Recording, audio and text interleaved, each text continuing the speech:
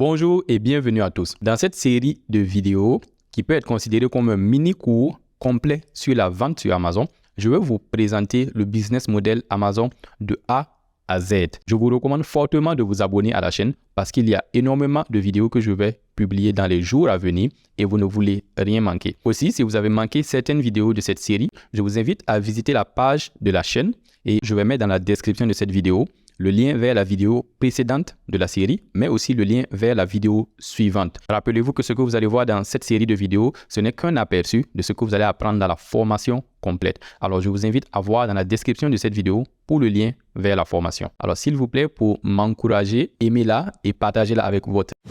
Alors, dans cette vidéo, je vais vous présenter globalement Amazon Seller Central, les différentes pages qui sont importantes, qui peuvent être intéressantes à visiter. Et vous allez passer énormément de temps dans Amazon Seller Central, beaucoup de temps. Alors, c'est bien déjà de vous familiariser avec certaines pages. La première des choses que je vous invite à faire, c'est de visiter la page des coûts. Donc, dans les notes, vous allez trouver un lien. Ça va vers les coûts au niveau du Canada. Si vous êtes en France, vous allez avoir une page différente. Voilà, vous pouvez juste chercher tarification, les frais Amazon sur Google. Donc, comme je vous ai expliqué, il y aura un autre module par rapport à ça pour comprendre les coûts dans le détail. Mais déjà, vous pouvez aller faire un tour sur la page de tarification pour avoir un aperçu de ce qui vous attend. Donc, vous avez les commissions. Ici, c'est le lien pour le Canada.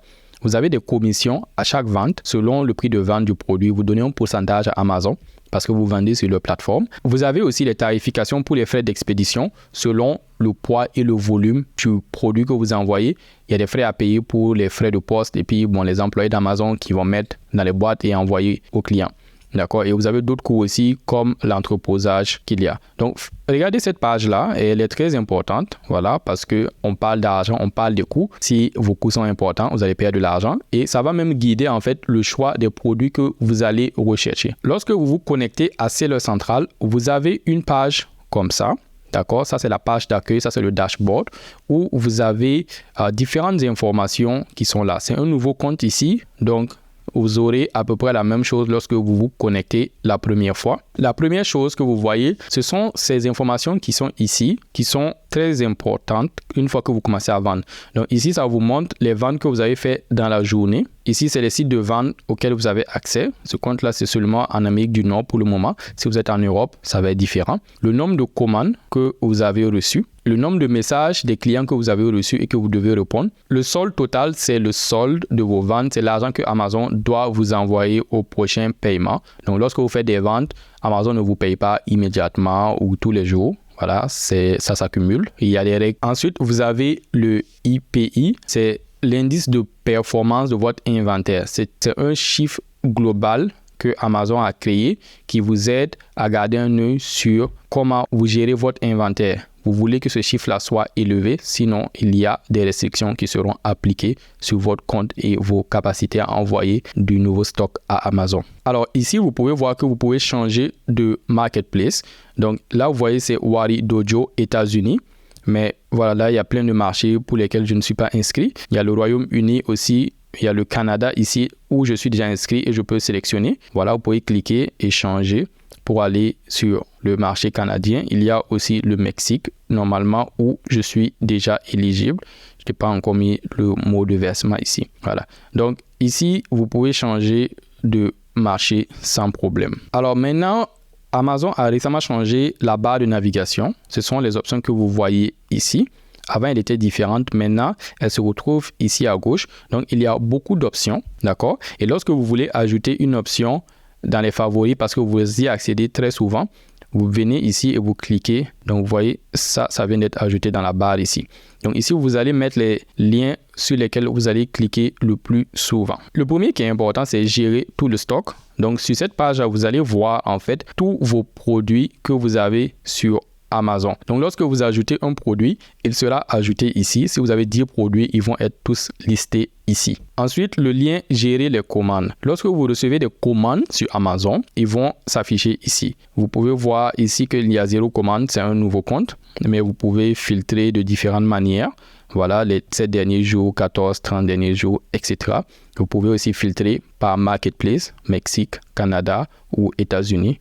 ou les clients Amazon Business. Ensuite, vous avez le gestionnaire de campagne. C'est là où vous allez créer vos campagnes de publicité sur Amazon. C'est très important parce que de plus en plus, la publicité, elle est critique sur Amazon si vous voulez réussir. Donc, il faudra mettre ce lien-là en favori. Rappelez-vous que ça, c'est juste les favoris que j'ai mis ici. Sinon, vous avez encore plus d'options ici. Par exemple, au niveau des annonces, le gestionnaire de campagne dont je viens de parler, vous avez aussi d'autres options ici. Nous allons parler de tout ça, ne vous inquiétez pas. Sachez tout simplement que c'est organisé par le catalogue, le stock, la tarification, c'est-à-dire les prix. Vous avez les commandes. Je vous ai montré gérer les commandes, mais vous avez aussi d'autres options ici pour gérer les commandes, gérer les retours. Vous avez les annonces, le gestionnaire de campagne où vous faites la publicité. Vous avez Vine, les offres promotionnelles, les coupons, les codes, les promos. Donc, il y a vraiment beaucoup d'options. Les rapports. Par exemple, ici, vous voyez que j'ai mis en favori les paiements. Les paiements, c'est là où vous allez partir pour voir l'argent que Amazon vous doit. Je peux aller là-dessus pour que vous voyez les paiements. Donc ici, vous allez voir, en fait, ça c'est l'aperçu du compte. Donc, les fonds disponibles maintenant. Lorsque vous faites des ventes, vous voyez ici. Et lorsque il y a des dépenses, vous les voyez ici. Donc, ce compte-là, j'ai eu à payer pour les frais professionnels, 39,99. C'est ça qui est là. Sinon, s'il y avait de la publicité, ça allait être aussi ici. Les frais Amazon, les commissions, tout ça allait être par ici et vos ventes, ça allait s'afficher en haut ici. Donc, à la fin, Amazon, tout ce qu'ils font, ils font la soustraction de ce que vous avez vendu, moins les coûts que vous devez payer, la taxe, les taxes et tout ça.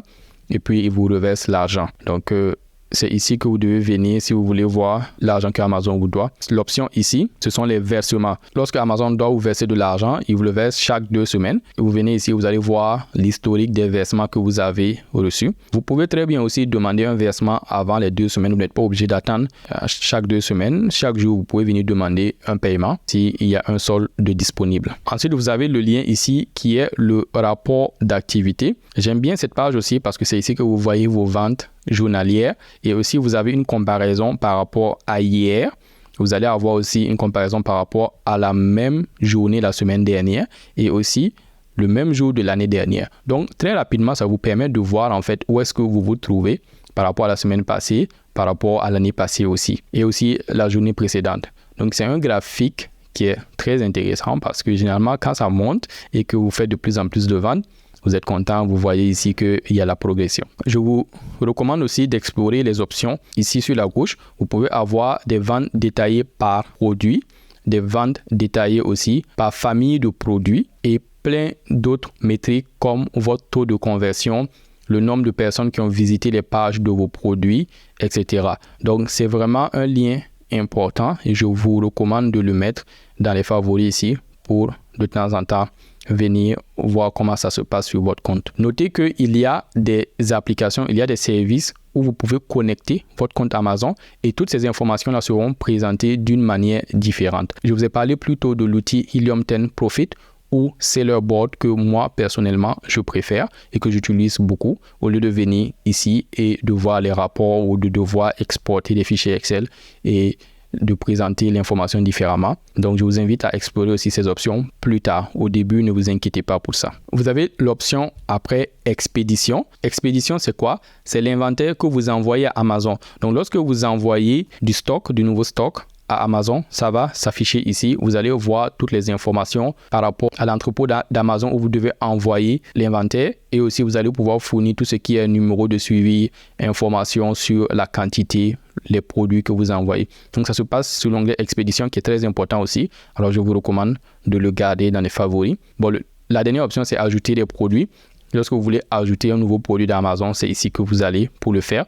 Donc vous pouvez cliquer là-dessus et vous allez explorer. Donc tout ça c'est ici. D'accord? Catalogue, ajouter des produits, ça se retrouve ici. Et vous avez d'autres trucs aussi. Le réseau de partenaires dont j'ai parlé lorsque vous voulez par exemple chercher des gens pour même vous faire de la comptabilité, prendre des assurances aussi, vous pouvez venir en trouver ici. Donc, vous devez aller dans explorer les services. Et voilà, maintenant vous dites où est-ce que vous vous trouvez, où est-ce que vous souhaitez vendre et quel service vous avez besoin.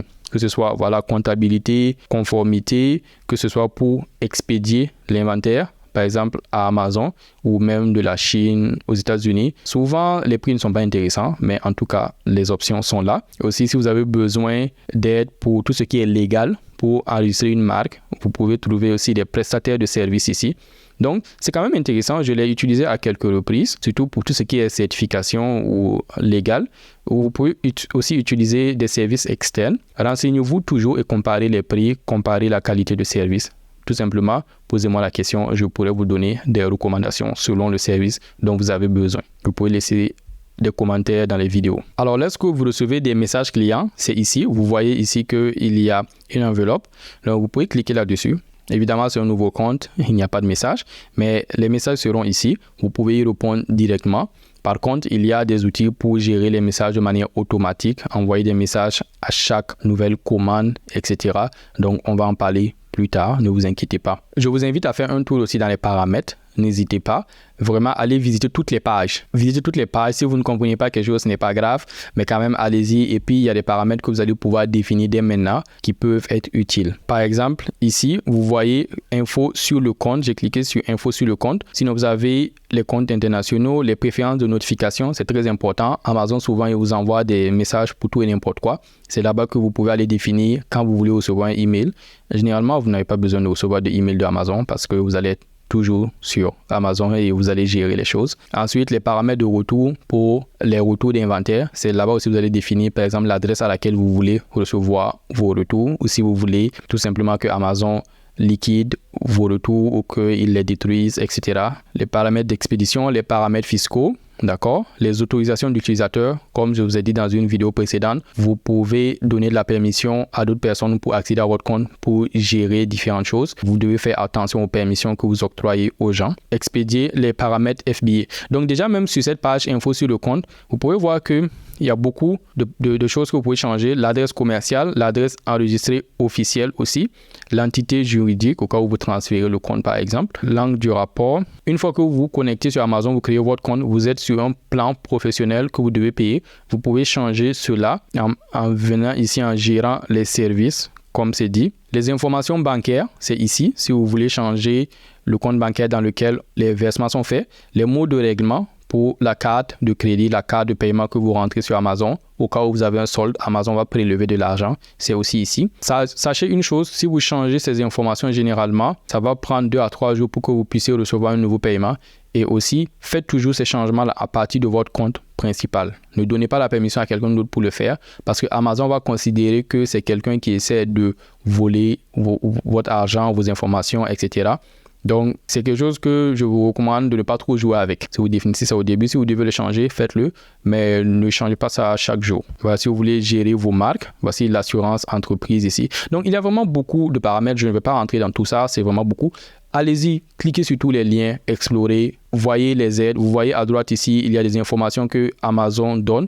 Vous pouvez cliquer sur ça et puis avoir des informations. Comme je vous l'ai dit, Amazon a vraiment des guides très détaillés. Même ici, vous voyez la recherche, vous pouvez rechercher ici si vous voulez avoir des informations. Par exemple, on peut taper taxe de vente. J'ai tapé taxe de vente, ça me donne des informations sur le Prime Day. Ce n'est pas nécessairement ce que je suis en train de chercher, mais ce qui est sûr, vous avez des informations ici. Fact sur la collecte de la taxe et réglementation. Donc, vous pouvez cliquer ici pour avoir plus d'informations. Informations sur les taxes relatives aux ventes, tout ça. Donc, si vous cherchez quelque chose, vous pouvez venir directement sur Amazon et vous allez rechercher. C'est très utile. Il y a des informations très pertinentes déjà ici et c'est propre à Amazon. Encore une fois, quelles que soient les informations, vous êtes la personne responsable. S'il y a de fausses informations ici, vous ne pourrez pas tenir Amazon de responsable pour ça. Alors, une autre chose qui est très importante que je veux vous montrer, c'est le support vendeur. Lorsque vous avez un problème, vous voulez poser des questions à Amazon, votre listing a des soucis, etc. Vous devez ouvrir un ticket avec le support vendeur. Pour cela, vous pouvez aller ou cliquer sur le bouton aide ici. Vous voyez que une page s'est ouverte où vous pouvez décrire votre problème et selon ce que vous allez dire, ça va vous suggérer des catégories. Sinon, vous pouvez tout simplement cliquer ici, rechercher votre problème dans le menu et voilà, vous pouvez venir ici et vous cliquez sur commande, client ou non, produit, offre ou stock, Prime expédié par le vendeur, etc. Donc, si vous avez des problèmes avec de l'inventaire que vous avez expédié à Amazon, vous prenez expédié par Amazon, stock envoyé à Amazon entrant, voilà. Sinon, si c'est du stock qui est endommagé ou perdu, etc. Stock envoyé, on demande c'est quoi le problème, vous sélectionnez. Voilà, par exemple, j'ai pris ça. OK, je n'ai pas envoyé du stock, c'est pas le bon exemple. Je vais prendre produit off ou stock, off inactif. Et ici, vous pouvez donner, si vous avez un produit, vous décrivez, ou sinon, vous avez besoin de plus d'aide. Cliquez ici et voilà, vous pouvez choisir la langue, vous pouvez mettre un sujet et puis maintenant vous décrivez votre problème. Allez droit au but, ça c'est très important. Le support vendeur sur Amazon, ils n'ont pas le temps. Alors si vous venez vous raconter un dictionnaire là, vous n'allez pas avoir d'aide. Soyez clair, précis, allez droit au but. Voilà, si vous devez ajouter aussi des fichiers, vous pouvez les ajouter ici. Lorsque vous avez fini de fournir les informations, vous cliquez sur envoyer et vous allez ouvrir un cas et lorsqu'ils vont répondre, vous allez recevoir un email pour ça. Sinon, il y a aussi un lien pour aller voir le journal de vos cas. Voilà, cliquez ici et puis vous avez tous les cas que vous avez ouverts. Donc, comme je l'ai dit précédemment, il y a beaucoup d'outils qui ont été créés pour supporter les vendeurs sur Amazon. Donc, par exemple, pour gérer vos profils ou bien pour gérer vos campagnes publicitaires, etc. Il y a d'autres sites sur lesquels vous pouvez aller vous les payer et puis vous allez avoir une meilleure présentation. Vous allez avoir plus de fonctionnalités pour gérer les différents aspects de votre compte Amazon. Nous allons en parler dans les détails plus tard. Aussi, il y a beaucoup de pages sur Amazon. Elles n'ont pas toutes la même importance. Alors, durant cette formation, je vais rentrer plus en détail dans certaines d'entre elles et cela va vous permettre de mieux comprendre comment bien gérer votre business Amazon. Alors, j'espère que vous avez pris le temps d'explorer votre compte Amazon. C'est très important. Même si au début, vous ne comprenez pas tout, prenez le temps quand même de regarder partout et ça va vous donner déjà une carte de seller central. J'espère que vous avez appris beaucoup de cette vidéo. Un petit rappel, c'est juste un aperçu de ce que vous allez apprendre dans la formation Amazon Sensei. Le lien est dans la description de cette vidéo. Pour la vidéo suivante, je vous invite à voir dans la description. Aussi, j'aimerais savoir qu'est-ce que vous avez retenu de cette vidéo, qu'est-ce que vous avez appris, est-ce que vous avez des questions? S'il vous plaît, laissez-les dans les commentaires, je vais répondre à toutes les questions. Avant de passer à la prochaine vidéo, je vous prie de bien vouloir aimer cette vidéo pour encourager et motiver à publier plus de contenu gratuit. Merci.